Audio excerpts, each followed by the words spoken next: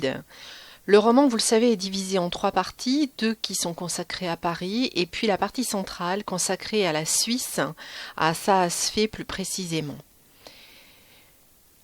Le lieu principal, c'est donc Paris, puisqu'il réapparaît dans la première et la dernière partie du livre. Plus précisément le 6e arrondissement. Dans cette partie de Paris habitent pratiquement tous les protagonistes. Un petit peu à l'écart du 6e arrondissement, quelques personnages résident. Édouard, Passavant, Lady Griffith et la Pérouse. Si on entre un peu plus dans le détail, le 6e arrondissement, donc, c'est le lieu où habite la famille Profitondieu, la famille Molinier, les Vézel-Azaïd habitent là également, et puis donc les personnages qui tournent autour, comme vous le voyez sur ce plan. Et encadré en vert, vous avez le Jardin du Luxembourg, qui est un lieu central dans le roman, qui occupe une place à part, on y reviendra. Juste une précision par rapport à la rue de T, désignée ainsi. En fait, il s'agirait de la rue de Tournon, là où Gide a vécu. Également, un cas particulier. Édouard habite non pas dans le 6e arrondissement, comme on l'a vu tout à l'heure, mais bien à Passy, autour de Paris. Dans Paris, Gide choisit le 6e arrondissement parce qu'il connaît bien cet arrondissement. Il a même habité rue de Tournon, là où il fait résider la famille Profitondieu. La plupart des personnages habitent donc le 6e, sauf Édouard qui habite Passy. On peut dire que Paris, c'est au 19e siècle en particulier, le lieu du roman d'apprentissage. C'est dans ce genre de roman que les héros de province montent à Paris pour faire fortune et plus ils changent d'endroit dans la capitale, plus ils grimpent dans la hiérarchie sociale. Par exemple, quand ils habitent au faubourg Saint-Honoré ou au faubourg Saint-Germain, c'est qu'ils ont atteint la richesse. Alors Gide, il ne conserve pas exactement ce schéma, mais il fait quand même référence au roman d'apprentissage dans les Faux monnayeurs. Les noms de lieux, vous pouvez regarder ici, ils sont souvent connotés. La rue de Babylone, par exemple, ou la rue du Faubourg Saint-Honoré évoquent forcément quelque chose. Donc Gide ne les choisit pas au hasard. Il se sert aussi du quartier Saint-Lazare ou à la rue Saint-Florentin. Donc plusieurs lieux sont évoqués, je vous laisse regarder tranquillement. Ce qu'il faut retenir, c'est que les lieux ont souvent une dimension autobiographique, que Paris et tous les lieux en général ne sont jamais précisément décrit dans le roman, et que finalement cette absence de description rappelle de la même manière l'absence de description des personnages. Donc quand on veut comprendre les lieux, quand on veut voir quel est leur intérêt, il faut s'intéresser à leur nom, à leur situation dans Paris, à leur situation par rapport aux autres lieux, et aussi regarder l'atmosphère qui se dégage de ce lieu. C'est un très bon moyen pour travailler sur le sens des choix de Gide. Geneviève Hite a travaillé justement sur tous ces lieux et elle construit un schéma assez intéressant. Vous voyez que la partie centrale du schéma, le rectangle on va dire, c'est Paris rive gauche et Paris rive droite, avec le trait qui sépare ces deux rives, et puis les lieux qui vont autour de Paris. Alors, on voit tout de suite que les deux pôles fondamentaux, c'est Paris et autour de Paris ou hors Paris. Alors, pourquoi Paris? Sans doute parce que c'est le lieu des études et de la littérature et que, à l'inverse, les lieux de vacances comme Saas-Fee et Visavone évoquent le contraire de l'étude. De la même manière, Paris est une cité ouverte vers l'extérieur, c'est un lieu de rencontre, de convergence, alors que dans ce que nous dit Gide, la Corse ou la montagne de Saas-Fee sont considérés comme des lieux en cul-de-sac, c'est-à-dire sont pas des lieux ouverts sur le monde. À Paris, c'est aussi l'endroit où doivent se résoudre les problèmes créés à l'extérieur de Paris. Par exemple, Laura et Vincent reviennent de Pau pour résoudre leurs difficultés. Bref, les personnages convergent vers Paris, c'est un lieu qui permet la rencontre de tous les personnages et donc souvent de résoudre les problèmes. Le lieu central à Paris, je vous en parlais tout à l'heure, c'est le Jardin du Luxembourg. Le Jardin du Luxembourg, Gide l'évoque dans le journal des Faux monnayeurs à au moins 2 reprises. C'est bien le cœur du roman.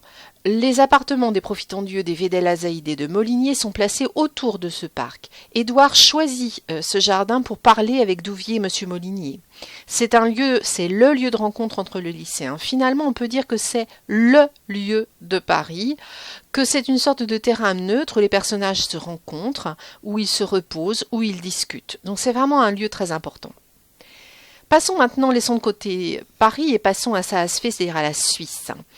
Gide connaît bien cette petite ville de Suisse. Il y est allé à l'été 1917. Il va passer quelques jours avec Marc, donc et d'autres personnes. Et à ce moment-là, il est très amoureux de cet homme, de ce jeune homme. Et il va, dans Les Faux-monnayeurs, évoquer les impressions qu'il a eues lui-même quand il est allé à Saas-Fee. Il évoque ce séjour dans son journal intime. Il se cache derrière le pseudonyme de Fabrice et Marc est désigné par Michel. Et il raconte ce séjour dans son journal. Dans le roman, c'est Bernard qui va aller à Saas-Fee et qui enverra des lettres à Olivier en lui décrivant un petit peu donc ce paysage de montagne, donc ce paysage de Suisse et en particulier l'ascension de l'Alalin que vous voyez ici. Autre lieu important du roman, Visavone à Corse. Visavone, c'est la partie, c'est une ville, un petit village qui se situe donc dans le centre de la Corse. Gide connaît aussi cet endroit-là. Il y est allé à l'été 1923 avec Elisabeth van Rysselbergh, que vous voyez ici sur l'image, avec un autre homme, avec son mari. Et puis aussi, il était accompagné d'André Allégret, le frère de Marc Allégret. Il va y faire allusion à ces paysages de Corse, admirable Monte d'Oro, baigné à 2 reprises dans des vasques profondes en suivant le lit du torrent, que je me sentais moins jeune à 20 ans. Il fait évidemment allusion à la Corse quand Passavant et Olivier dans le roman donc vont là-bas et Olivier raconte à Bernard l'admirable baie de Porto, c'est-à-dire tout ce qu'il a pu faire en Corse et à Visavone plus précisément. L'Angleterre, autre lieu du roman. Gide connaît également l'Angleterre. Il y est allé en 1918 avec Marc.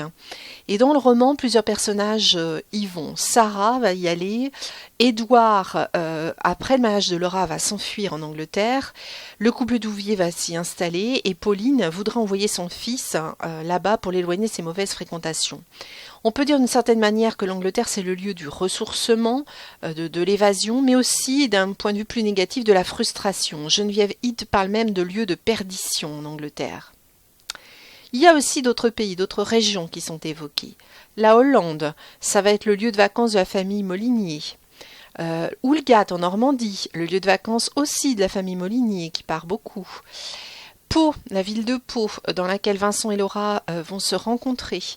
Et Gide va s'inspirer à ce moment-là d'un épisode de la vie de sa belle-sœur, Valentine, qui devient enceinte de son amant, de son futur mari, qu'elle va rencontrer justement à Pau.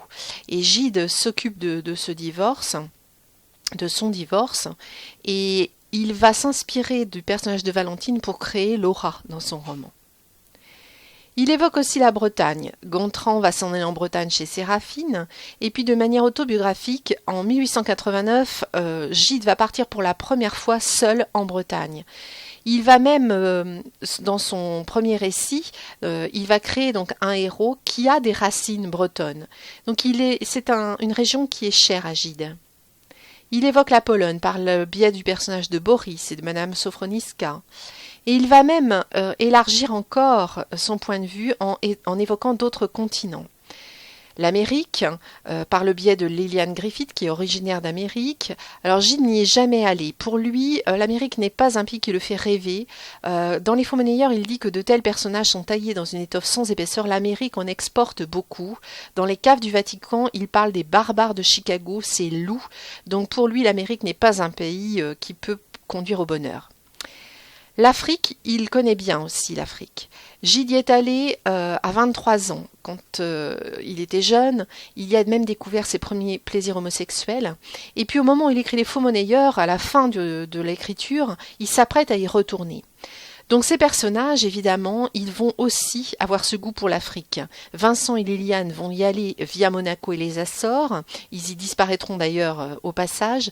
Alexandre est déjà parti pour fuir sa famille et son milieu. Et Georges, lui, vole un guide d'Algérie. Donc on voit l'attachement de Gide à ce continent. Finalement, on pourrait imaginer que c'est un peu une coquetterie d'auteur de placer son roman, de faire allusion comme ça à de nombreux continents, ou bien c'est une volonté de faire un clin d'œil au roman d'aventure et finalement il intercale des aventures divers sur ces divers continents, par exemple le naufrage de la Bourgogne pour l'Amérique ou bien la disparition de Lady Griffith et Vincent pour l'Afrique. Le thème du partir, du voyage est évidemment fondamental dans l'œuvre. Il y a beaucoup de personnages qui partent et qui reviennent. Vous avez tout un détail ici sur ces 4 personnages qui partent et qui reviennent. Mais il y a aussi des personnages qui partent et qui ne reviennent pas. Ils sont là en rouge. Et puis ceux qui ne partent pas, regardez, ils sont assez rares. Donc le thème du voyage, du départ et du retour sont des thèmes lancinants dans les Faux-monnayeurs. Alors Gide est assez déconcertant dans sa manière de traiter l'espace. On peut dire que les déplacements sont marqués par l'éclatement et la convergence. Tous les personnages fuient. Alors il y a des personnages qui sont ramenés, parce qu'ils ont de la chance quelque part, ils sont ramenés vers le centre, c'est-à-dire qu'ils reviennent souvent vers Paris, et puis d'autres qui ont moins de chance, les faibles, et qui vont être envoyés quelque part vers les enfers. Donc vous avez des exemples en vert ici qui vous les expliquent. Autre élément pour traiter l'espace, le jeu du concret et de l'abstrait. On voit bien que Gide a un souci de précision. Le plan de Paris, on peut le resituer très précisément et situe des pièces, par exemple dans la pension Vedel, mais en même temps, les immeubles ne sont pas vraiment décrits, les intérieurs sont à peine suggérés, donc il fonctionne beaucoup avec la suggestion. En fait, les lieux sont révélateurs d'une personnalité. Finalement, il utilise Paris plutôt comme une ville-plan, non pas comme Balzac, comme vraiment une ville qui vit réellement, qui est une entité vivante, mais bien comme Flaubert, qui est une sorte de prétexte qui permet de placer l'action de son roman. Les itinéraires. Il traite l'espace comme des itinéraires, et finalement, chaque itinéraire ne peut être que différent. Chacun de ces itinéraires révèle toutes les potentialités des personnages. Les personnages semblent échapper à leur créateur, finalement ils s'en vont, ils viennent, mais réellement les itinéraires qu'ils suivent les mènent-ils quelque part? C'est une question qu'on peut se poser quand on lit le roman et quand on voit comment il se termine. Voilà ce qu'on pouvait dire sur les lieux dans les Faux-monnayeurs de Gide.